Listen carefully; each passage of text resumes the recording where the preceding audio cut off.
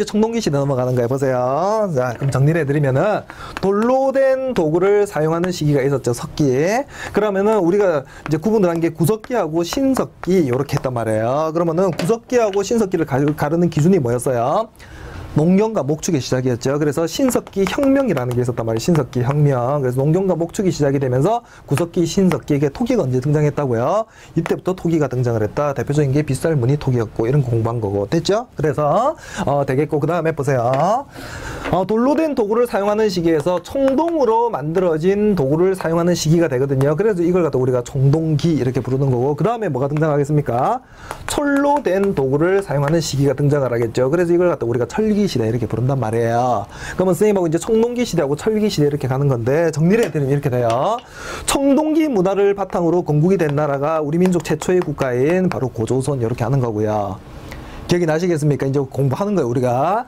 철기 문화를 바탕으로 해가지고 여러 나라가 성장을 하게 되거든요, 여러 나라가. 그러면서 부여, 고구려, 옥조동에 만진한 변환을 묶어서 사만 이렇게 하게 됩니다. 그러면은 그거 다 공부해야 되거든요, 선생님. 아마 지금부터. 괜찮겠습니까? 자, 그래서 지금부터 이제 우리가 고조선 뭐 이런 거 다 공부할 건데, 먼저 청동기 시대부터 짚고 한번 가보자고요, 청동기 시대부터. 자, 보시면 청동기 보급인데, 조금만 천천히 갈게요. 자, 그래서. 내가 보니까 내가 좀 흥분했는데 지금 보니까. 자, 그래서 이제 청동기 보급부터 한번 가보자고요. 잠시 이제 한숨 돌리시고, 한숨 돌리세요. 한숨 돌리시고. 자, 그래서 이제 청동기 보급 갑니다.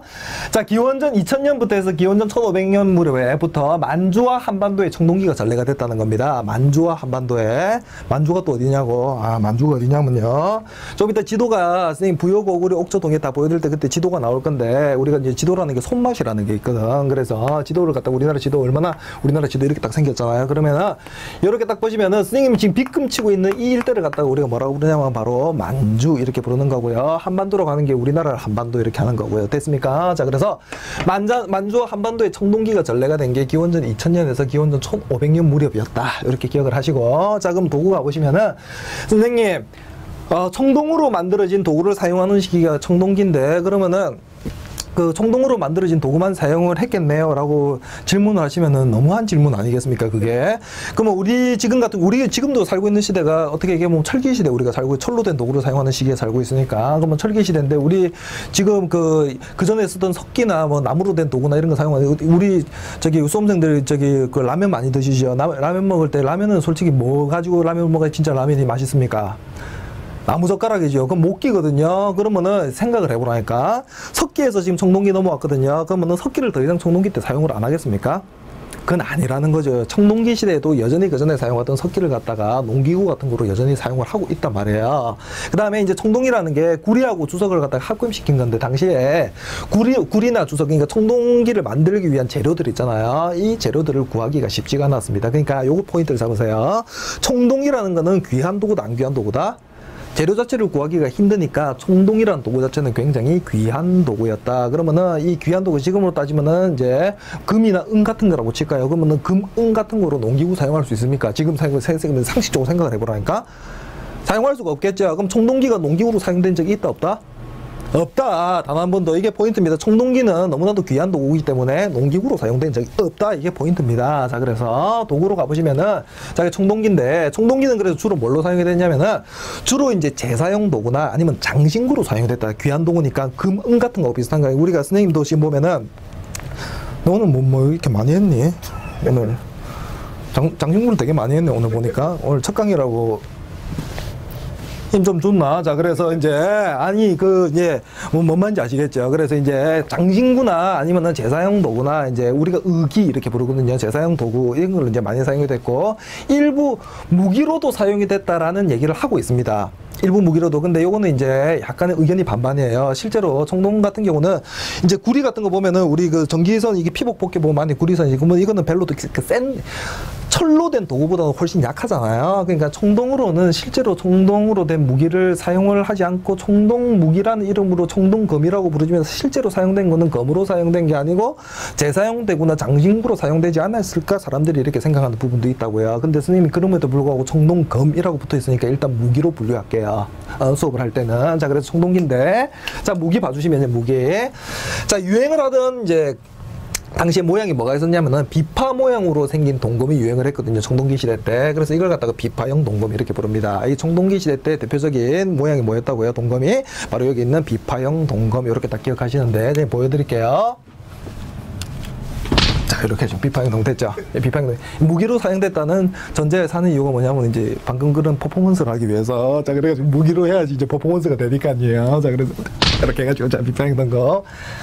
아, 많이 유치하고 재미가 없네요. 자, 그래서 이제 철기 시대로 이렇게 넘어가죠. 청동기에서 이제 철기 시대로 이렇게 넘어간다고요. 그러면은, 유행하는 모양 자체가 조금 달라집니다. 이제 비파형 동검에서 얄다리하게 밝히거든요. 전문용어로 얄다리입니다. 얄다리한 모양 요걸 갖다가 우리가 한자로 하면 세형 이렇게 되거든요. 세형. 됐습니까? 그래서 세형 동검이 철기 시대로 넘어오면서는 초기 철기 시대 때 세형 동검이 유행을 했단 말이에요. 그러면은 비파형 동검, 비파형 동검은 요렇게 해가지고 약간 이렇게 돌기가 탁 있고요. 요런 식으로. 만약에 이제 무기로 사용이 됐다고 한다면 상당히 아프겠죠, 그죠? 찔리면. 그 아까 맞죠?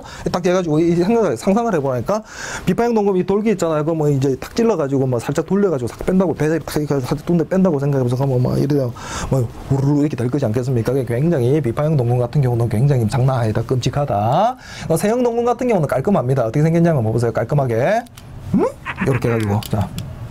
이렇게 해가지고 이제 세형 동검, 세형 동검은 얄다리 하잖아요. 뭐가 이렇게 뭐 돌기 같은 게 없습니다. 그러니까는 세형 동검이 이렇게 되니까는 만약에 이제 무기로 사용됐다고 한다면은 한 방에 보낼 수 있겠죠. 자, 그래서 훅 찌르면 그냥 한 방에 갈 수 있다. 뭐 돌려 빼고 이런 거 뭐 하여튼 그래가지고 세형 동검 이렇게 되겠습니다. 그래서 청동기 무기고요. 그 다음에 제사용 도구인데 제사용 도구로 청동기가 사용이 됐거든요. 그러면은 보시면 자 청동방울입니다. 청동방울 하니까 우리 무당들이 주로 방울 많이 쓰는 거 아시죠? 그러면 방울 보여드릴게요. 방울 엄청 신기하게 나올 건데 괜찮겠습니까? 긴장하시고 굉장히 신기하게 나옵니다. 깜짝 놀라지 마세요. 진짜 깜짝 놀랄걸요. 자, 다시 보여드릴게요. 자, 청동방울 진짜 신기하게 나온다니까. 자, 됐죠? 청동방울이거든요. 다시, 지금, 보통 기능이 아닙니다, 이게. 보이십니까? 이게 지금 청동방울. 그래가지고 우리가 막 달라달라 이렇게, 그 샤먼인지 아시죠? 그러니까 무당들이 이렇게 달랑달랑달랑달랑 이렇게 할 때 이런 방울을 사용했겠구나라고 해가지고 제사용 도구로 사용이 됐겠구나. 이렇게 기억을 하시면 된다고요. 아시겠습니까? 그 다음에, 자, 거울이 유행을 했는데, 거울 같은 경우는 제사용 도구는 혹은 장신구로 사용이, 그러니까 우리가 정확하게는 알 수가 없죠. 이건 우리가 추측을 해보건데, 여기 있는 거울 뒤에 붙어 있으니까는, 거울이니까 실제로 뭐 장신구 로 사용이 되거나 아니면은 이게 제사용 도구로 사용이 됐겠구나 뭐 이렇게 그냥 여러 가지로 생각을 해보고 있는데 어쨌거나 거친 무늬 거울입니다. 그래서 청동기 시대 때 유행을 했던 게 바로 거친 무늬 거울이었고요. 거친 무늬 거울이 이렇게 생겼거든요. 무늬 자체가 거칠다고 그 거친 무늬 거울이 이렇게 불러요. 그 다음에 이제 초기 철기 시대 해가지고 철기 시대로 넘어가게 되면은 거친 무늬 거울이 뭘로 바뀌기 시작한다고요?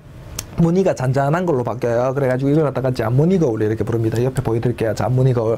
이 거친 무늬 거울, 잔무늬 거울 이렇게 부르는 것이라는 거 기억해 주시면 돼요. 그래서 여기 있는 비파형 동검하고 거친 무늬 거울 하면은 이게 청동기 시대 대표적인 유물들이다 이렇게 보실 수가 있고요. 여기 있는 세형 동검하고 잔무늬 거울 같은 경우 철기 시대 유물이라고 구분을 하시는 거예요. 이렇게 구분을 하시면 돼요. 근데 선생님이 지금 설명을 할 때 요렇게 한 거는 요렇게 연결해가지고 공부를 하면 또 연결해서 공부하는 그런 느낌이라는 게 있거든요. 그래서 요렇게 해드린 거니까 이렇게 기억하시고 넘어갑니다. 그 다음에 생활도구 여전히 뭘 사용했다고요? 그 전에 사용하고 있던 목기, 나무로 만든 도구나 아니면은 돌로 만든 석기를 갖다가 여전히 사용을 하고 있었다. 뭘로 사용을 못하기 때문에 생활도구로 청동기를 사용을 하기에는 청동이라는 도구 자체가 너무나도 귀한 도구이기 때문에 자 그래서 대표적인 게 자 벼수학용 도구로 사용이 된 게 있거든요. 그게 바로 반달돌칼입니다. 기억나시겠습니까? 아, 이것도 별거 아니 되겠네요. 반달돌칼은 청동기 시대 하면 대표적인 유물로 그냥 반달돌칼 나오거든요. 빡! 이렇게 해가지고 반달돌칼. 그 다음에 돌도끼나 돌괭이, 이런 것들이 여전히 청동기 시대 때 생활도구로 사용이 됐다. 자, 그래서 이게 벼수학용 도구고요. 보여드리지 뭐. 짠! 이렇게 해가지고 이게 바로 벼수학용 도구인 반달돌칼. 요렇게 사용을 한 겁니다. 됐습니까? 이게 벼수학용 도구 이게 딱 반달 돌칼 반달 모양처럼 이렇게 생겼잖아요. 반달 돌칼 됐습니까? 그럼 벼수학용 도구고요. 자 톡인데 자 신석기 시대 무슨 톡이라고 했어요? 조금 전에 공부했죠. 조금 전에 자 우리가 신석기 시대 무슨 톡이 무슨 무늬 톡이? 빗살 무늬 토기 이렇게 불렀죠. 그러면은 이제 무늬가 바뀐다. 우리도 그 시간이 지나면은 옷이 유행하는 것도 많이 바뀌잖아요. 예전에는 이렇게 통 큰 게 유행을 했다가 뭐 최근 들어가지고 붙는 게 유행을 한다죠. 시간 지나면 또 통 큰 게 유행하는 무슨 말인지 아시죠? 빤스도 삼각 빤스가 있다가 사각 빤스 유행하고 삼각 빤스 가고 이렇게 하는 거거든요. 이게 또 다 똑같은 거예요. 무슨 말입니까 이게? 자, 그래가지고 톡인데, 자, 민무늬죠. 무늬가 없는 톡이란 말입니다. 무늬가 없는 톡이. 그전에는 빗살 무늬 톡이었잖아요. 근데 청동기 시대 넘어오면서 무슨 토기가 유행을 했다고요? 민무늬 토기, 무늬가 없는 토기가 유행을 했고, 그 다음에 손잡이가 달린 토기, 보여드릴게요. 네, 자료를 준비했을걸. 와, 정말 꼼꼼한 수업 준비네요. 자, 그래서 이제 민무늬 토기입니다. 민무늬 토기. 여기에 손잡이가 달리면 이걸 갖다가 미송리식 토기라고 부르거든요. 미송리식 토기 이렇게 생겼어요. 손잡이 있죠, 손잡이. 자, 그 다음에 팽이형 토기인데 딱 보면은 팽이형 토기 딱 이렇게 생겼습니다. 그래서 우리가 민무늬 토기, 미송리식 토기, 그 다음에 팽이형 토기 하면은 이게 청동기 시대의 대표적인 토기들이다. 이렇게 정리를 하실 수가 있겠죠. 그러면은 뭐하고 비교되겠니? 신석기 시대 빗살 무늬 토기하고 비교해가지고 대표적인 게 민무늬 토기하고 미송리식 토기거든요. 이렇게 비교해가지고 신석기 청동기 시대 시험 문제 물어볼 수 있다. 이런 말씀 드립니다. 자, 그 다음에 한반도 청동기문의 독자적 발전 관련 유물인데, 자, 한반도에서만 이게 청동기 요게 발견된 게 있거든요. 그게 뭐냐면 바로 아까 봤던 이거 있잖아. 이게 무슨 동검인데요? 세형 동검. 요거는요 한반도에서만 발견이 됐거든요. 한반도에서 청동기 문화가 독자적으로 발전했다라는 걸 우리가 세형 동검 그 유물 발견을 통해 가지고 알 수가 있고요. 그 다음에 또 하나는 뭐냐면 이게 뭐예요? 이게 청동을 만들 때 사용하는 틀이거든요. 이걸 갖다 전문용어로 거푸집 이렇게 부릅니다. 거푸집. 여기에다가 청동을 갖다가 부어가지고 이 모양 그대로 찍어내는 거예요. 쉽게 얘기하면은 국화빵 말고 그 뭐라고 부릅니까? 무슨 빵이죠? 붕어빵. 붕어빵 틀이에요. 붕어빵 틀. 이런 걸 갖다가 거푸집이라고 부른다고요. 무슨 느낌이신지 이해가 되시죠? 거기는 이제 밀가루 같은 거 이렇게 해가지고 뭐 이렇게 부어가지고 붕어빵 만들고 국화빵 만들고 이렇게 하듯이 여기서 이제 청동을 갖다가 부어가지고 그 모양으로 해가지고 청동기를 만들어낸단 말이에요. 그러면은 요게 이제 어디서 발견된 거냐면 한반도에서 발견이 된 겁니다. 그러니까는 그 전까지 요거 발견되기 전까지만 해도 한반도에서 독자적 청동기 문화 발전은 없었다라고 사람들이 주장을 하다가 갑자기 한반도에서 거푸집이 발견이 된 거예요. 그것도 많이 발견이 됐거든요. 그러니까는 한반도에서 독자적 청동기 문화가 발전했다는 거에 대해서 이의 제기를 할 수가 없게 된 거죠. 됐습니까? 무슨 말인지. 그래서 거푸집까지 기억을 해주시면 되겠고. 자, 그 다음에 이제 청동기 시대 생활 모습 가면은, 자, 포인트 잡으시는 게 구석기, 신석기 시대까지는 무슨 사회였다고요? 쌤이 얘기했잖아요. 그러면은 구석기하고 신석기까지는 무슨 사회? 평등 사회. 기억나시겠습니까? 평등 사회. 근데 청동기 시대 넘어가면서 뭐가 등장했다고요? 계급이 등장했다. 요거 딱 정리하시면 돼요. 계급 등장. 자, 그러면은 농경 발달부터 가보시는데, 신석기 시대 때는 농경이 이제 시작이 됐잖아요. 그러면은 농경이 발달했다는 표현을 쓰기 힘들다고요. 농경이 이제 시작이 된 거기 때문에. 그러면은 농경 발달이 청동기 시대부터 서서히 발달이라는 표현이 나오기 시작하는데, 조보리콩 등 주로 재배를 했고요. 근데 이때부터 뭐가 시작이 됐다고요? 이거는 조보리콩 이런 거는 우리가 이제 대표적으로 뭐라고 해야 됩니까? 밭농사 이렇게 부르는 거죠. 기초적인 그러니까 청동기 시대 넘어와도 여전히 밭농사 중심으로 하고는 있었으나, 이때부터 뭐가 시작이 됐다는 게 포인트는 거예요. 바로 벼농사. 벼농사 시작 포인트, 요거 포인트 잡아야 돼요. 여기 벼에다가 별 가시고요. 자, 그래서 벼농사가 시작됐다. 요거 다 기억을 해 두시고. 자, 보세요. 그러면 농경이 발달을 하고 벼농사 시작하고 이렇게 하다 보니까 그 전보다도 그러면은 생산물이 뭐가 많이 나오기 시작할 거지 않겠습니까? 그러면은 생산물이 우리가 자급자족 이런 얘기 많이 들어보셨죠? 내가 소비를 하기 위해서 내가 공급을 한다. 그러면 우리가 자급자족 이렇게 부르는, 그러니까는 요 자급자족 하는 거는 남는 게 없거든요. 내가 다 쓰기 때문에. 근데 농경이 그 전에 비해서 많이 발달을 했잖아요. 그러면 내가 쓰고도 남는 생산물이 생기겠죠. 남을 잉자, 남을 여자를 씁니다. 한자를 해서. 그래서 이걸 갖다가 바로 잉여 생산물 이렇게 부른다고요. 농경이 발달하니까 이제 잉여 생산물이 생긴 거죠. 그러면은 잉여 생산물 중에 남는 만큼은 그 생산물을 갖다가 막 땅에 묻고 버려야 돼요. 아니면은 막 내가 소유하거나 아니면 누구한테 팔려고 할까요? 무슨 말인지 느낌이 이해가 되시죠? 잉여 생산물, 남을 잉자, 남을 여자를 쓰는 남는 생산물이 생기기 시작하니까 누군가는 이 잉여 생산물을 많이 가져가고요.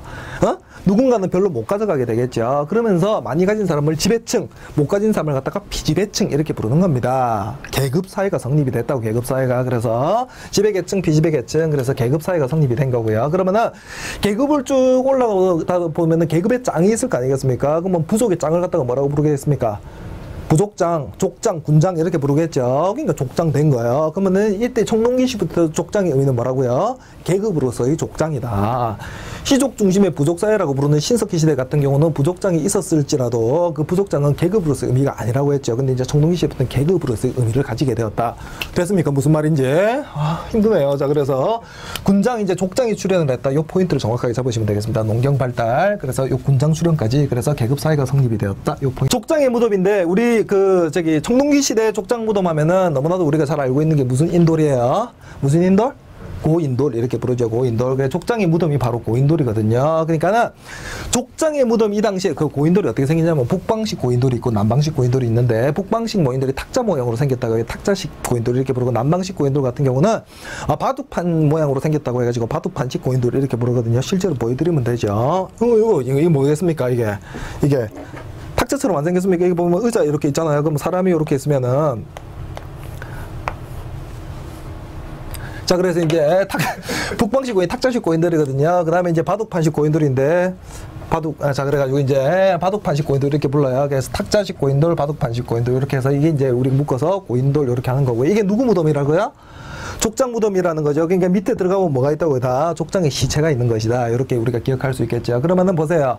이거 같은 경우는 그러니까 이게 같은 경우는 굉장히 무겁습니다. 돌이 굉장히 무거우니까는 그러면 족장이 죽고 난 다음에 세력을 갖다가 그만큼 모아가지고 자기 무덤을 지을 수 있도록 뭔가를 만들 수 있는 그런 그 세력의 크기가 있었다는 얘기 아니겠습니까? 족장한테 세력의 크기가 그러니까 그 얘기예요. 지금 그 얘기. 그러니까는 이게 이제 족장이 내가 세력이 좀 세다 그러면은 이거 막말해가 뭐 더 크게 지을 수 있게 무덤을 갖다가 더 크게 만들 수 있는 그런 자기 세력. 무슨 느낌 뭡니까? 그러니까는 이게 이제 계층사회 증거라는 말이 그래서 나오는 거예요. 이 무거운 돌을 갖다가 어떻게 옮겨가지고 이런 족장의 무덤인 고인돌을 만들 수 있었을까? 이거는 100% 죽은 사람이 누구라고요? 족장이 이게 세력 있는 정치적으로 아주 세력이 있는 그런 사람이었다라는 거 우리가 알 수가 있다는 거죠. 그래서 계급사회, 계층사회 증거고요. 그 다음에 또 하나는 이제 돌널 무덤이거든요. 널이라는 게 관을 얘기합니다. 관. 시체가 들어가는 관. 자, 그래서 돌관 무덤인데 자, 보시면 이게 이제 돌널이거든요. 이게 돌관이죠. 됐습니까? 돌관. 자, 그리고 부장품을 함께 묻었는데 부장품이 뭐냐면은 평소 때 이제 여기 들어가 있는 시신이 있잖아요. 평소 때 쓰던 물건을 갖다가 부장품 이렇게 선생님이 만약에 죽었다 이렇게 친다면은 선생님이 부장품 하면 뭐 이런 거 있잖아요. 이런 거 분필 뭐 이런 거 있잖아요. 칠판 지우개 이런 게 다 부장품들이거든요. 이걸 갖다 다른 말로 껴묵거리 이렇게 부르기도 합니다. 껴묵거리. 됐습니까? 자, 그래서 이런 돌관 부장품 이렇게 되겠습니다. 마치 귀신 나올 것 같네요. 막 이렇게 해가지고. 자, 그래가지고 귀신. 자, 그래가지고 이제 무덤이니까 이런 거 하지 말라는데 그죠? 이거 또 밤에 또 강의 들으면 귀신 시신 넣었죠 방금. 어떻게 하지? 자, 그래가지고 귀신 그런 거 하지 말라는데 자, 그래가지고 이제 교회에 고인돌로 돌널 무덤 그래 넘어갑시다. 자, 무덤이에요. 내용이 많아요. 그래가지고 선생님이 원래 이제는 굉장히 이제 유머러스하고 위트가 있는 사람인데 그런 거 했다가는 지금 이제 이번 시간 한 2시간 해야 되거든요. 빨리 가시죠. 자, 그래가지고 이제 예술품 장난 아니거든요, 지금. 자, 보시면 울산 방구대 바위 그림이 있습니다. 대표적인 게 울산 방구대 바위. 그러면 울산 방구대 바위 그림이 요거거든요, 지금. 울산 방구대. 그러면 여기에 이제 자세히 보시면 이게 약간 흐릿해가 안 보일 수 있는데 울산 방구대 바위 그림에 가보시면은 뭐가 그려져 있다고요? 멧돼지, 사슴, 호랑이, 고래 이런 거 그려져 있거든요. 그러면은 사량, 어로, 성공, 그 다음에 풍요를 기원하는 이런 무슨 의미를 가지고 있는 거라고요. 다 이게 종교적, 주술적 의미를 가지고 이제 바위 그림이 그려졌다. 이렇게 보시면 되겠습니다. 돼지 잘 잡히게 해주세요. 사슴 잘 잡히게 해주세요. 호랑이 잘 잡히게. 고래 잡으면 완전 대박 아닙니까? 그죠? 고래 장난 아니잖아요. 그러니까 고래 잡으면 대박 이렇게 되는 거죠. 이게 종교적 주술적 의미를 가지고 있다.